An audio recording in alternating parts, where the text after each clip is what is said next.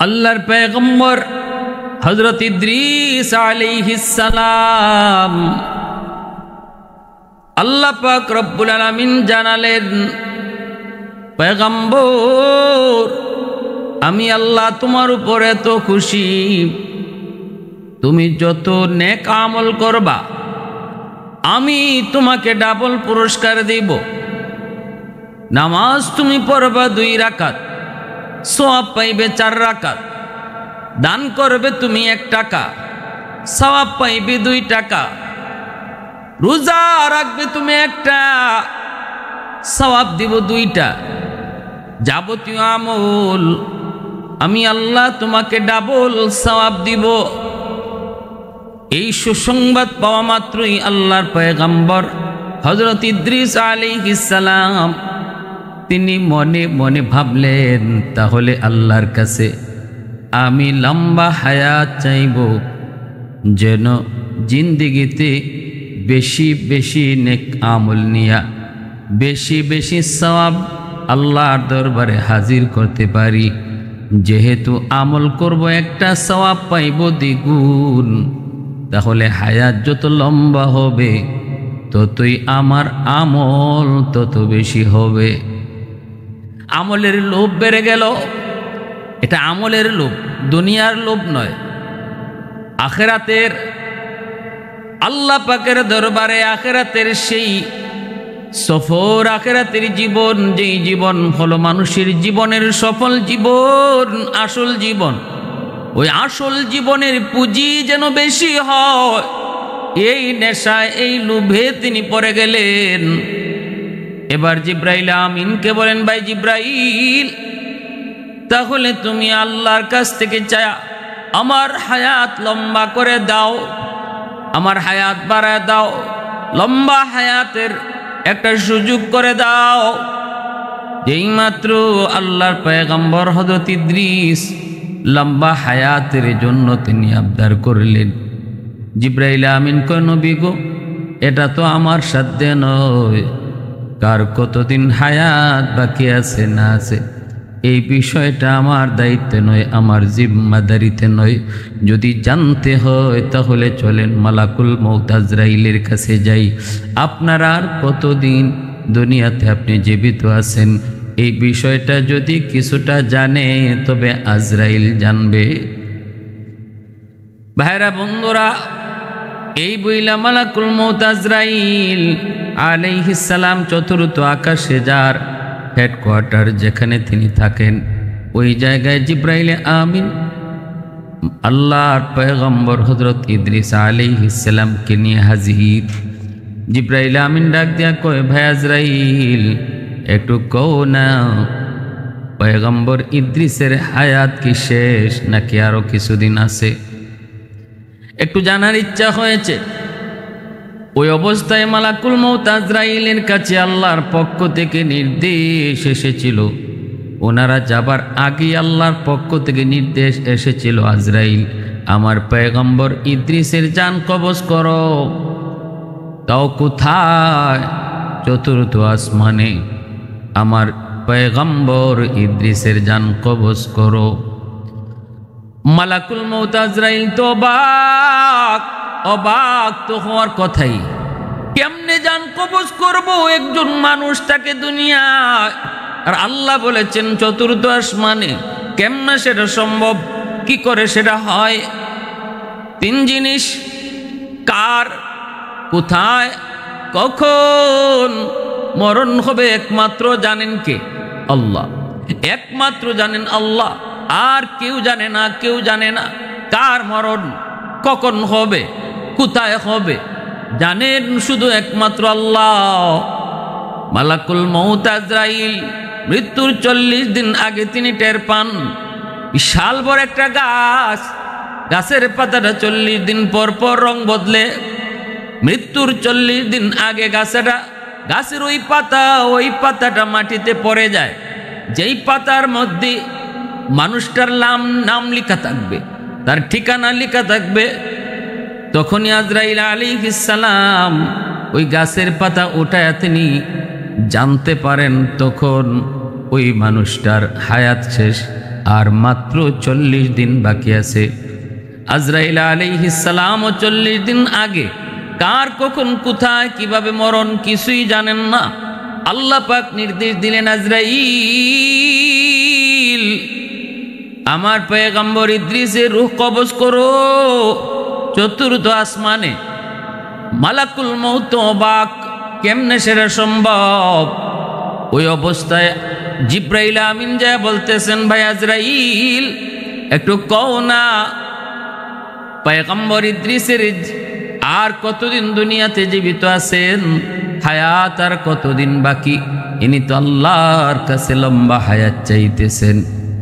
তখনই আজরাইল আলাইহিস সালাম অবাক নয়নে জিব্রাইল আমিনের দিকে তাকায় বলতেছেন, ভাই আজ জিব্রাইল একটু তাড়াতাড়ি আমাকে বলো পয়গম্বর ইদ্রিস কোথায়, এখন উনি কোথায়? কই ইনি আপনার অফিসের সামনেই।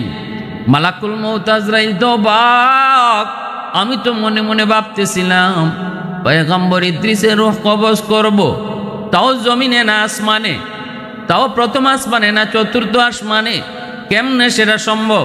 এতটুকু সময়ের ভিতরে, অথবা তিনি জমিন থেকে আসমানে আসবেন কেমনে? কিন্তু আল্লাহ পাকের কুদরত বুঝা বড় দায়।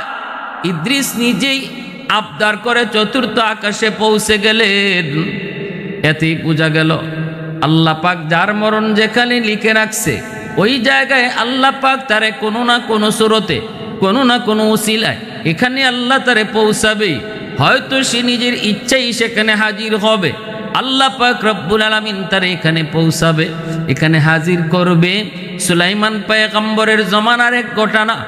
এক লোক আল্লাহ পাক রব্বুল আলামিনের পক্ষ থেকে আজরাইল আলাইহিস সালামের কাছে নির্দেশ হলো, হিন্দুস্তানে অমুক একটা লোক, তার রূহ কবজ করো।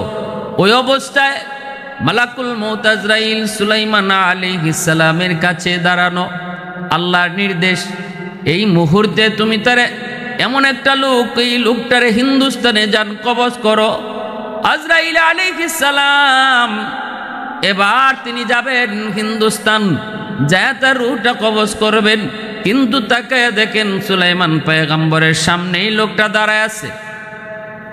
ফেরেশতা অবাক, অবাক তো হওয়ার কথাই, একটু পরেই যার রূহ কবজ করব এই লোকটা এখন মিশর, আমি কেমন করে হিন্দুস্তানে তারে যান কবজ করব? বড় বড় চৌকে তার দিকে তাকালেন, অবাক হয়ে তাকালেন। আজরাইল আলাইহিস সালাম অবাক তো হলেন এইভাবে, এই লোক মিশর কেমন করে? তার তো এই মুহূর্তে থাকার কথা হিন্দুস্তান, কারণ একটু পরেই তার রূহ কবজ হবে হিন্দুস্তানে। লোকটা যদি এখানে থাকে, আমি হিন্দুস্তানে তার রূহ কবজ করব কেমন করে? বড় বড় চৌকে অবাক নয়নে তাকালেন। এই লোকটা ভয় পেয়ে গেল। মালাকুল মউত আজরাইলকে চিনে না, চিনার কথাও না, কিন্তু তার বড় বড় চৌকে তাকানোর কারণে লোকটা ভয়ে অস্থির।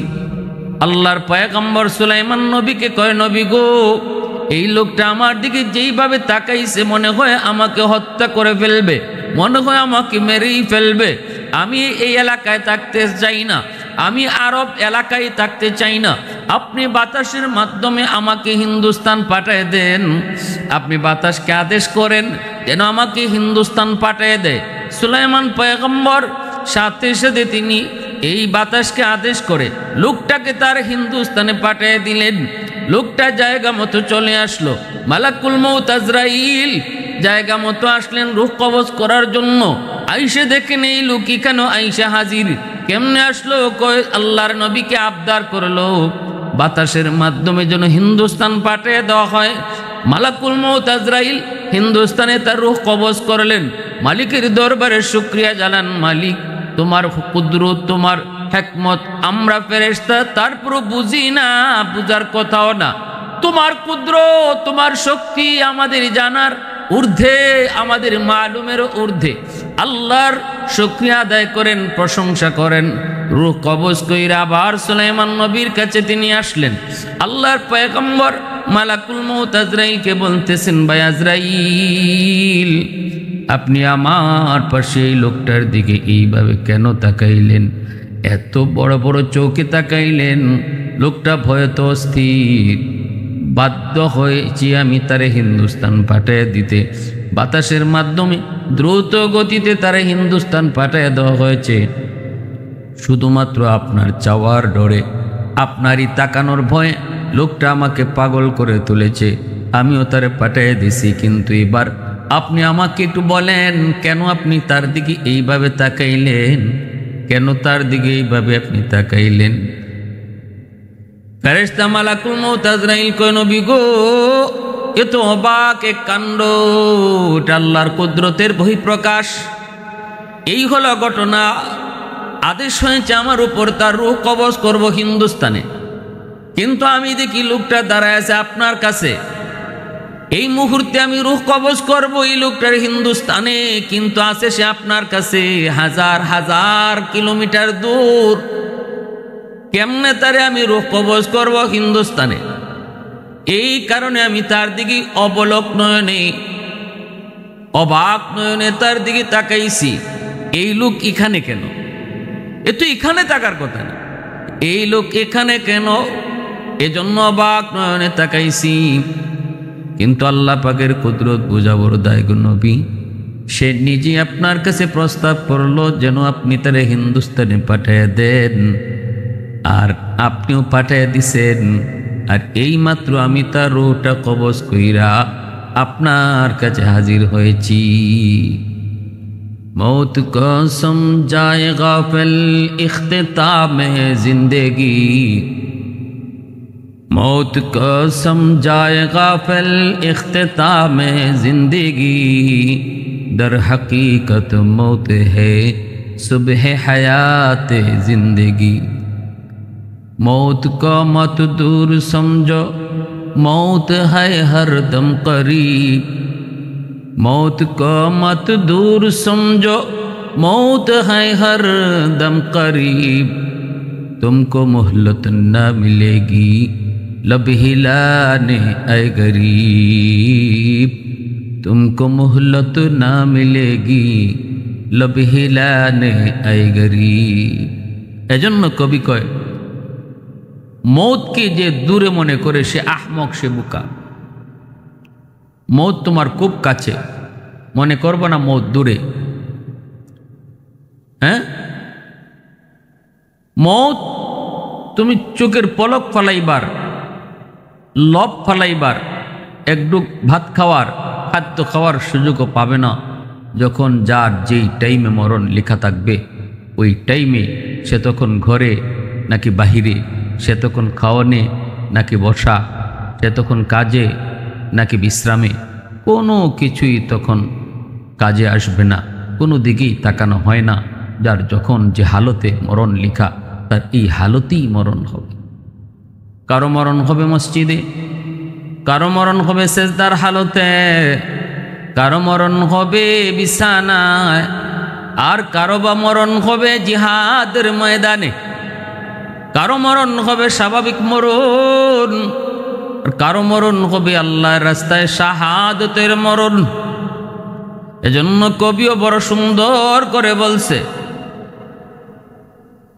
বেমুরব্বি কায়তোয়ান দে তিফলে দানিশওয়ার সুদন, বেমুরব্বি কায়তোয়ান দে তিফলে দানিশওয়ার সুদন, কতরা ইমকান বাশদ বেসদফ গৌহর সুদন, रोजा हबायत कशीदन इंतजारे बेशुमार, ताके दर जौफे सदफ बारा शवद दुर्रे आदन। अफ्ता हबायत के ताए के मुश्ते पुशाद पुश्ते में, शाहिदे राहुल्ला गर्दद या शहीदे राकफन, शाहिदे राहुल्ला गर्दद या शहीदेरा कफन। আল্লাহর পয়গম্বর ইদ্রিস আলাইহিস সালামের রূহ কবজ হয়ে গেল। মালাকুল মউত আজরাইল বলে, নবী গো, ওগো ভাই জিব্রাইল, আমি তো অবাক। আল্লাহর নির্দেশ চতুর্থ আকাশে আমি পয়গম্বর ইদ্রিসের রূহ কবজ করব, কিন্তু কেমনে আমি সেটা কোনোভাবেই হিসাব মিলাইতে পারছিলাম না। এখন আমার হিসাব মিলে গেছে। ইনি নিজে আল্লাহর কাছে আবদার করে আপনার মাধ্যমে আমার কাছে হাজির। রূহ কবজ হয়ে গেছে চতুর্থ আকাশে। একথা আল্লাহ পবিত্র কোরআনুল করিমের মধ্যে তিনি হযরত ইদ্রিস আলাইহিস সালামের ব্যাপারে বলছেন, ওয়ারাফা'নাহু মাকানান আলিয়্যা, আমি তাকে সুউচ্চ জায়গায় অধিষ্ঠিত করেছি। এই সুউচ্চ জায়গার অধিষ্ঠিত করেছেন, এর তাফসীর লিখতে যে আল্লামা ইবনে কাসির তিনি বলছেন যে হযরত ইদ্রিস আলাইহিস সালামকে আল্লাহ চতুর্থ আকাশে রেখেছেন। আর বুখারী শরীফের হাদিসের মধ্যে এসেছে রসুল মেরাজে যখন গেলেন চতুর্থ আকাশে হযরত ইদ্রিস আলাইহিস সালামের সাথে সাক্ষাৎ হয়েছে। কিন্তু অন্য আরেকটা রিওয়ায়াতের মধ্যে এসেছে, অন্য আরেকটা বর্ণনার মধ্যে এসেছে, যদিও বর্ণনাটা দুর্বল, কেউ কেউ বলেছেন ভিত্তিহীন, সেটা হলো পয়গম্বর ইদ্রিস আলাইহিস সালামের কাছে মালাকুল মউত আজরাইল দুনিয়াতে আসলেন, কিন্তু মানুষের সুরত ধরে ফেরেশতার পরিচয় দিলেন না। আর ইদ্রিস আলাইহিস সালাম তিনি রোজা রাখতেন, লাগাতার রোজা রাখতেন। তিনি মেহমান পেয়ে বড় খুশি। ইফতারের সময় মেহমানকে নিয়ে ইফতার করতে বসলেন, কিন্তু পয়গম্বর দেখেন মেহমান কিছুই খায় না। তিনি তো অবাক, মেহমান বলতেছে আমি খাই না, আমি খাবো না, আমার ক্ষুধা নাই। কেমনে খাবেন? কারণ তিনি তো ফেরেশতা, ফেরেশতাদের তো খানা লাগে না, ফেরেশতারা তো খানা কি জিনিস চিনেন না, ফেরেশতারা ঘুম কি জিনিস চিনেন না, ফেরেশতারা স্ত্রী কারে কয় তাও চিনেন না। আল্লাহ পাক রব্বুল আলামিন সমস্ত চাহাত থেকে তাদেরকে বিরত রেখে সৃষ্টি করেছেন এইভাবে। এজন্য ফেরেশতারা খানা খায় না, ফেরেশতারা ঘুমায় না। আজরাইল আলাইহিস সালাম মানুষের সুরত ধরে আসলেন আর বললেন, পয়গম্বর আমি আপনার বাড়িতে মেহমানদারি করব, আমি আপনার বাড়িতে মেহমান। পয়গম্বর খুশি হলেন, মেহমান পেয়ে তিনি তো খুশি, তিনি বাড়িতে মেহমানকে কদর করলেন। পরের দিন পয়গম্বর তাকে নিয়ে বের হয়েছেন, চলেন আশেপাশে আপনাকে আমার এলাকা ঘোরায় দেখাই। বের হলেন, বের হয়ে দেখতেছেন, দেখতে দেখতে একটা বাগানের ভিতরে যায় ঢুকলেন। হাতের কাছে ফল, বিভিন্ন ফলের গাছের ফল হাতের কাছে ঝুলতেছে। হযরত মালাকুল মউত আজরাইল মানুষের সুরত ধরে আসলেন। এইবার তিনি বলতেছেন, পয়গম্বর চলেন আমরা এই ফল গাছ থেকে ফল খাই। এই যে দেখেন কত পাকা ফল, কত সুন্দর পাকা ঝুলতেছে, চলেন একটা ফল খাই। পয়গম্বর কয়, সাবধান, হাত দিবেন না, এই ফলের বাগানের মালিক আমি না, অন্য কেউ। অন্যের জিনিস তার অনুমতি ছাড়া খাওয়া জায়েজ নয়, অন্যের জিনিস তার অনুমতি ব্যতীত ভক্ষণ সেটা হারাম। না না, এখানে হাত দিয়েন না। আবার সামনে চলতে শুরু করলেন, মাঠ ভরা ছাগল। ছাগল দেখার পর ফেরেশতা মালাকুল মউত আজরাইল আল্লাহর পয়গম্বরকে কয়, চলেন একটা ছাগল এখান থেকে জবাই করে আমরা খেয়ে ফেলি।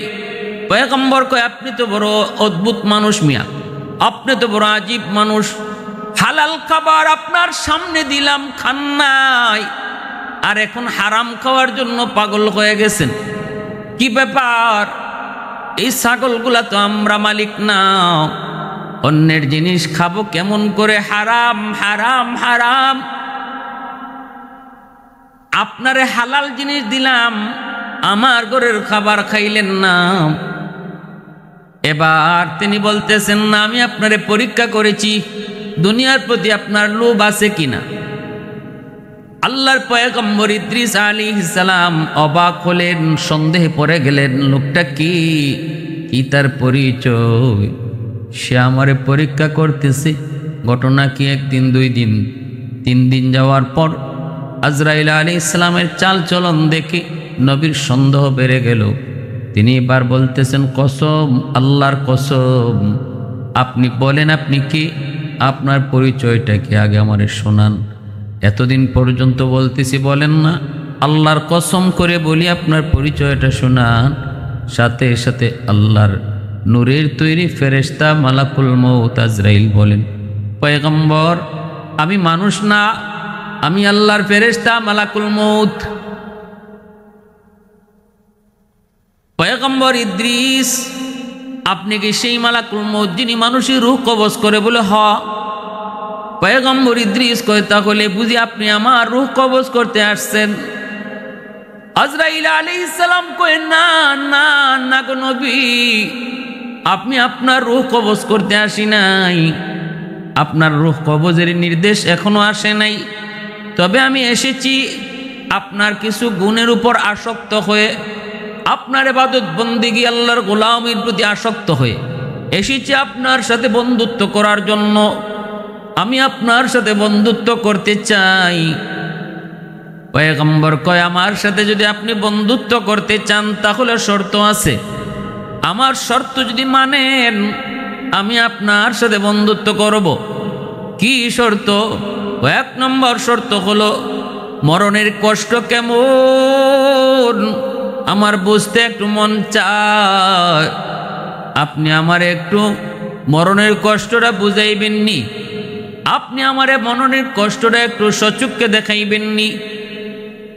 তখনই আজরাইল আলাইহিস সালাম কয় এটা তো আমার হাতে না, আপনার রূহ কবজ কইরা আপনার মরণের কষ্ট সচক্ষে দেখাবো, এটা তো আমার হাতে না, আল্লাহর কাছ থেকে পারমিশন নিতে হবে। পয়গম্বর কয় তাহলে আল্লাহর কাছ থেকে একটু অনুমতি নেন।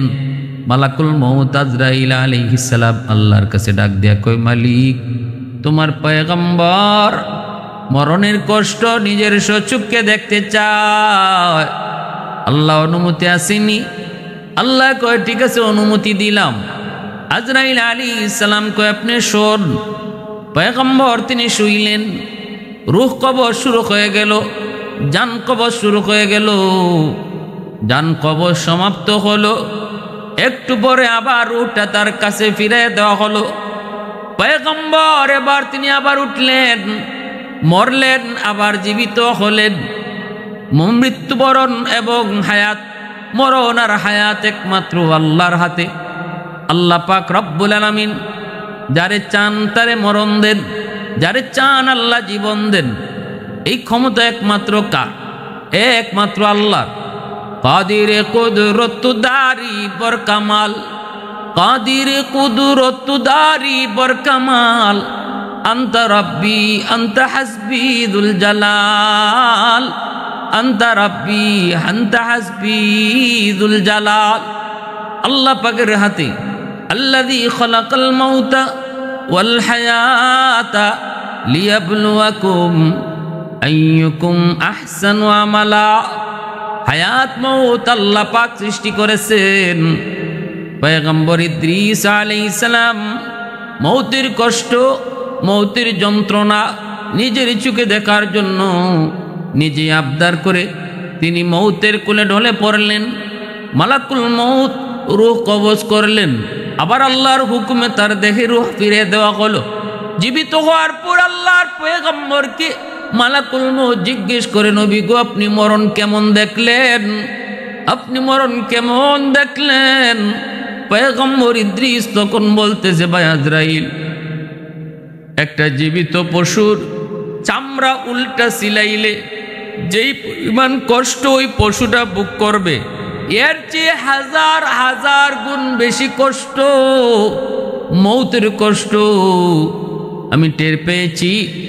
আজরাইল আলাইহিস সালাম কয় নবী গো কসম খুদার, দুনিয়ার শুরু থেকে আজ পর্যন্ত কোনো মাখলুকের রূহ কবজ আমি এত আসানের সাথে করি নাই যতটা সহজভাবে আমি আপনার রূহ কবজ করেছি।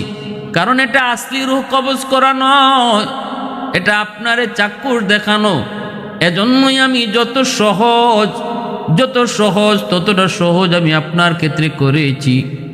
আল্লাহর পয়গম্বর ইদ্রিস আলাইহিস সালাম তিনি বুঝলেন মৌতের কষ্ট কত কঠিন, মৌতের যন্ত্রণা কত কঠিন। পয়গম্বর ইদ্রিস এবার মালাকুল মউতকে ডাক দেয়া কয় ভাই আজরাইল, তোমার সাথে আমার বন্ধুত্ব হবে, আরেকটা শর্ত আছে। কি সেই শর্ত? কই শর্তটা হলো আল্লাহ পাকের তৈরি জাহান্নাম আমার একটু নিজের চোখে দেখাইবানি। জাহান্নাম দেখতে মন চায়, আমাকে একটু জাহান্নাম তুমি দেখাইবানি। আল্লাহর কাছে আবদার করে, আল্লাহ আপনার পয়গম্বর ইদ্রিস জাহান্নাম নিজের চোখে দেখতে চায়। আল্লাহ কয় অনুমতি দিলাম।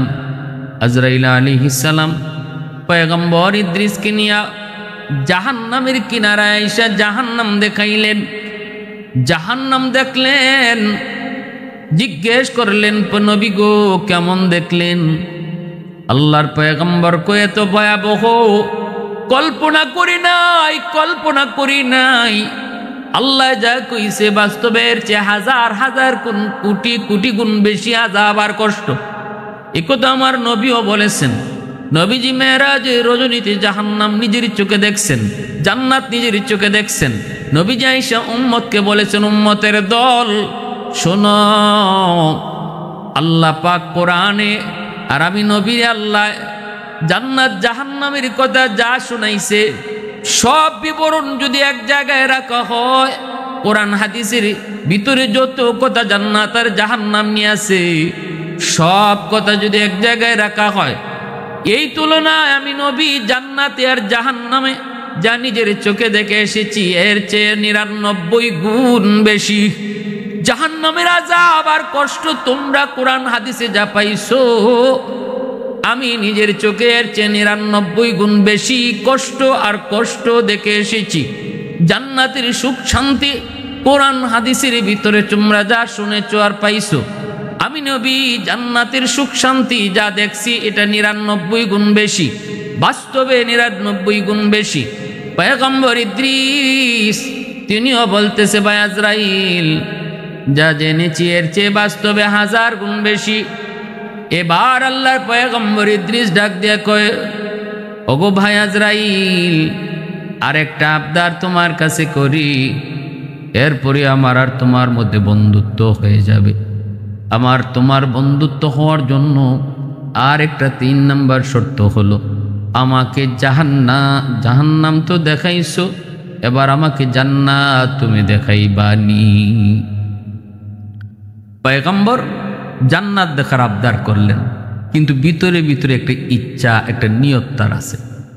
এটা মালাকুল মউত আজরাইলকে বুঝাইলেন না। দিলের খবর আজরাইল জানে না, দিলের খবর জানেন কে? আল্লাহ। দিলের খবর জানেন কে? আল্লাহু আলিমুম বিযাতিস সুদূর। অন্তরের খবর একমাত্র জানেন কে? আল্লাহ। আজরাইল আলাইহিস সালামও জানে না, ফেরেশতা জিবরাইলও জানে না, আমার আপনার নবীও অন্তরের খবর জানে না, বড় পীর আব্দুল কাদের জিলানীও অন্তরের খবর জানে না। তাহলে আমার পীর সাহেব কেমনে জানবো? আমার আট্রসি চন্দ্রপাড়া আর এরকম মাজারি এরা কেমনে জানবো? মাইজ ভান্ডারি কেমনে জানবো? কোন ওলি আল্লাহ অন্তরের খবর জানে না, নবীরাই জানে না। জানেন শুধু একমাত্র কেবলমাত্র শুধুমাত্র আল্লাহ। এজন্য আজরাইল আলাইহিস সালাম পয়গম্বর ইদ্রিস যখন জান্নাত দেখতে চাইলেন আল্লাহর কাছে আবদার করে, মালিক তোমার পয়গম্বর জান্নাত দেখতে চায়। আল্লাহ কয় নেও মঞ্জুর। জান্নাতের পারে আসলেন, গেইটের পাশে দাঁড়ালেন। মালাকুল মউত আজরাইল কয় নবী গো জুতা খুলেন। জান্নাত পাক ও পবিত্র, জুতা খুলে প্রবেশ করেন, কিন্তু দেরি করবেন না, দেখেই কিন্তু দ্রুত আইয়েন। নবী কই ঠিক আছে দেরি করব না। এই বইলা নবী ঢুকলেন। আজরাইল আলাইহিস সালাম জান্নাতের গেইটে দাঁড়ানো, তিনি ভিতরে ঢুকলেন। আজ নিয়ামতগুলি তিনি দেখলেন, আবার দেখেই তিনি বের হয়ে আসলেন। আইসাই আজরাইল আলাইহিস সালামের কাছে আইসাই দেরি করলেন না, আবার জান্নাতের ভিতরে ঢুকে পড়লেন। আজরাইল আলাইহিস সালাম কয় নবী গো আপনি এমন কেন করেন? আপনার তো কথা হলো আপনি ঢুকে বের হয়ে আসবেন, আবার কেন ভিতরে ঢুকলেন? পয়গম্বর জান্নাতের ভিতর থেকে ডাক দেয়া কয় ভাই আজরাইল এবার তুমি তোমার কামে চলে যাও, আমি আর জান্নাত থেকে বের হব না। ঢুকে পড়েছি তো ঢুকে পড়েছি, আর বের হব না।